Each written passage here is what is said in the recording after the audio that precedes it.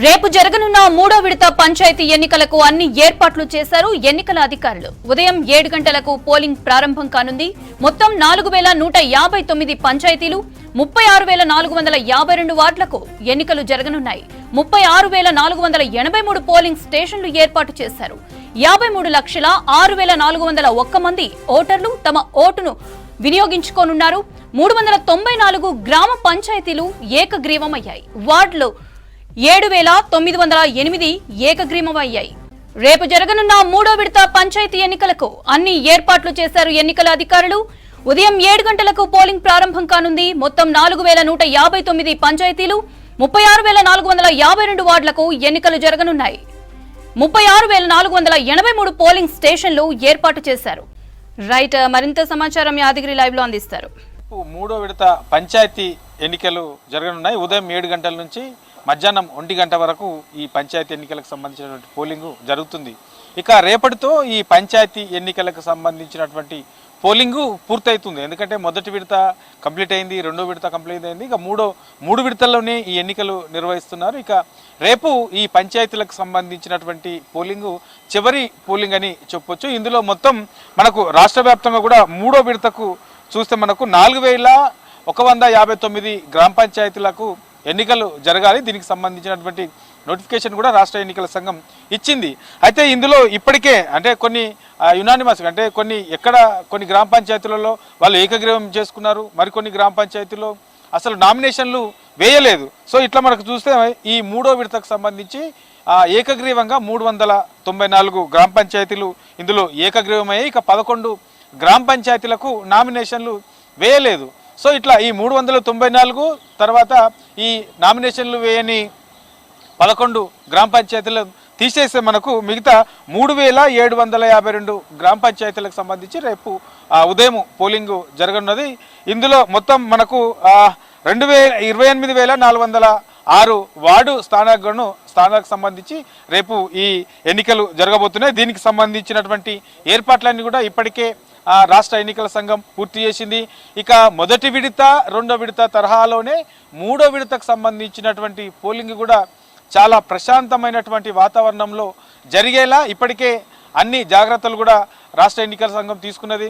తర్వాత పోలింగ్ సిబ్బంది కూడా ఎక్కడ కూడా ఇబ్బందులు కాకుండా, తర్వాత పోలింగ్ నమోదు కోసం అంటే ఓటు హక్కు వినియోగించుకునేందుకు వచ్చే ఓటర్లకు పోలింగ్ స్టేషన్ల దగ్గర ఎక్కడ కూడా అక్కడ ఇబ్బందులు కాకుండా సో అన్ని సౌకర్యాలు కూడా రాష్ట్ర ఎన్నికల సంఘం ఇప్పటికే ప్రకటించింది. తర్వాత ఇక పోలీస్ సిబ్బంది కూడా ఇప్పటికే ఆల్రెడీ పోలింగ్ స్టేషన్లకు చేరుకున్నారు.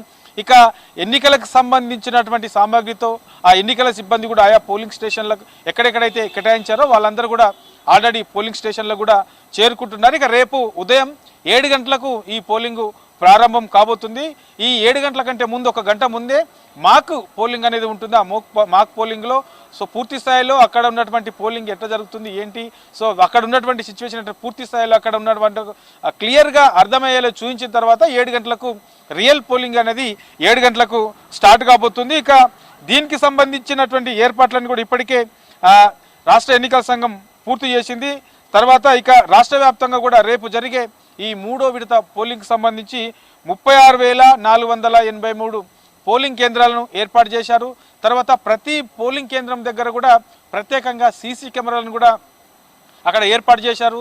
తర్వాత రాష్ట్ర ఎన్నికల సంఘం హెడ్ ఆఫీస్ నుంచి ప్రత్యేకంగా అక్కడ సీసీ కెమెరాల నిఘాతోని ఎట్లాంటి సిచ్యువేషన్ ఉన్నది, సో ఎక్కడన్నా ఇబ్బందులు ఉన్నాయా, ఇట్లా పూర్తి స్థాయిలో అక్కడ ఓటింగ్ సరళి ఎట్లా జరుగుతూ ఉన్నది, సో క్యూ లైన్ ఎట్లా ఉన్నాయి, సో అక్కడ ఉన్నటువంటి సిబ్బంది ఎట్లా ఈ ఓటర్లు వచ్చిన వాళ్ళకి ఎట్లా సహకరిస్తున్నారు, ఇట్లా ఓవరాల్గా అన్ని కోణాలలో కూడా ప్రతి పోలింగ్ స్టేషన్లో సీసీ కెమెరాలు పెట్టి ఆ సీసీ కెమెరాల నుంచి నిఘా పెట్టారు. తర్వాత ఏమన్నా చిన్నపాటి సమస్యలు క్రియేట్ అయినా, చిన్నపాటి సంఘటనలు ఎదురైనా అప్పుడే అక్కడ ఉన్నటువంటి అధికారులు ఉన్నత స్థాయి అధికారులకు అప్రమత్తం చేయడం, తర్వాత ఉన్నత స్థాయి అధికారులు కింది స్థాయి అధికారులకు అలర్ట్ చేసి అక్కడ అట్లాంటి సంఘటనలు కాకుండా ముందస్తుగా అలర్ట్ చేసే విధంగా కూడా సీసీ కెమెరాలు ఏర్పాటు చేశారు. కాబట్టి ఇక మొదటి విడత రెండో విడతలకు సంబంధించి కూడా చాలా ప్రశాంతమైనటువంటి వాతావరణంలో ఎన్నికలు జరిగాయి కాబట్టి పోలింగ్ జరిగింది. కాబట్టి ఇక మూడో విడత రేపు జరిగే ఈ మూడో విడతకు సంబంధించి కూడా ఎక్కడ కూడా చిన్నపాటి సమస్యలు రాకుండా, చిన్నపాటి సంఘటనలు కాకుండా చాలా ప్రశాంతమైనటువంటి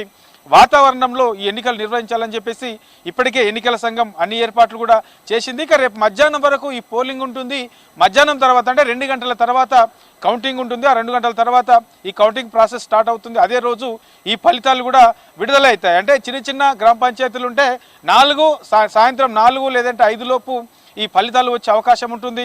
కొంత పెద్ద గ్రామ పంచాయతీలు ఉన్న దాంట్లో కొంత లేట్ నైట్గా ఈ రిజల్ట్ వచ్చే అవకాశం ఉంటుంది. సో రేపు అర్ధరాత్రి వరకు పూర్తి స్థాయిలో ఈ 3వ దశకు సంబంధించి ఈ ఎన్నికల ప్రక్రియ అనేది కూడా పూర్తవుతుంది. కాబట్టి రేపటితో ఇక ఈ పంచాయతీ ఎన్నికలకు సంబంధించినటువంటి ప్రాసెస్ అంతా కూడా పూర్తయినట్లే చెప్పొచ్చు. ఇక ఈ 3 విడతల్లో కూడా మనకు 2 విడతల్లో కూడా చూస్తే సో అధికార పార్టీ అయినటువంటి కాంగ్రెస్ పార్టీకే ఎక్కువగా స్థానాలు గెలిచినటువంటి సిచ్యువేషన్ చూసాం. తర్వాత ఎక్కువగా సర్పంచ్ స్థానాలు, తర్వాత వార్డు సభ్యులకు సంబంధించి కూడా కాంగ్రెస్ బలపరిచినటువంటి అభ్యర్థులే ఎక్కువ గెలిచారు. కాబట్టి ఇక 3వ విడతలు కూడా అదే తరహాలో ఫలితాలు ఉంటాయని చెప్పేసి కాంగ్రెస్ నేతలు కూడా భావిస్తున్నారు. ఇప్పటికే పలు ఆ సంబంధిత అధికారులకు, తర్వాత సంబంధిత కార్యకర్తలకు సంబంధించిన దాంట్లో కూడా ఇప్పటికే మంత్రులు కూడా అదే ధీమాలో ఉన్నారు.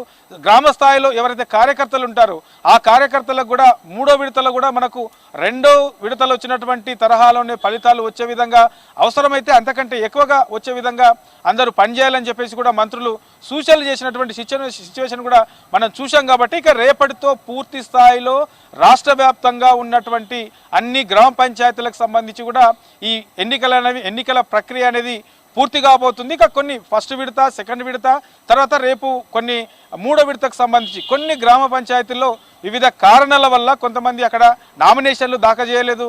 కొన్నిట్లో అసలు సర్పంచ్కు సంబంధించినటువంటి పోటీ కూడా ఎవరు చేయలేకపోయారు. సో అట్లాంటి గ్రామాలు ఎన్ని ఉన్నాయి, ఈ 3 విడతల్లో కలిపి రాష్ట్ర వ్యాప్తంగా ఎన్ని ఉన్నాయి, వాటి గల కారణాలు ఏంటి అనేది పూర్తి స్థాయిలో ఈ ఎన్నికల ప్రక్రియ పూర్తయిన తర్వాత వాటిని పరిశీలించి మరి ఎన్నికలు నిర్వహించాలా, మరి ఇంకా ఏం చేయాలనే దాని మీద పూర్తి స్థాయిలో ఎన్నికల సంఘం నిర్ణయం తీసుకునే అవకాశం అయితే ఉంటుంది. కాబట్టి ఇక రేపు ఉదయం 7 నుంచి మధ్యాహ్నం 1 గంట వరకు ఈ 3వ విడతకు సంబంధించినటువంటి పోలింగ్ జరగనున్నది. అదే రోజు ఇక ఫలితాలు కూడా విడుదలవుతాయి. మమత.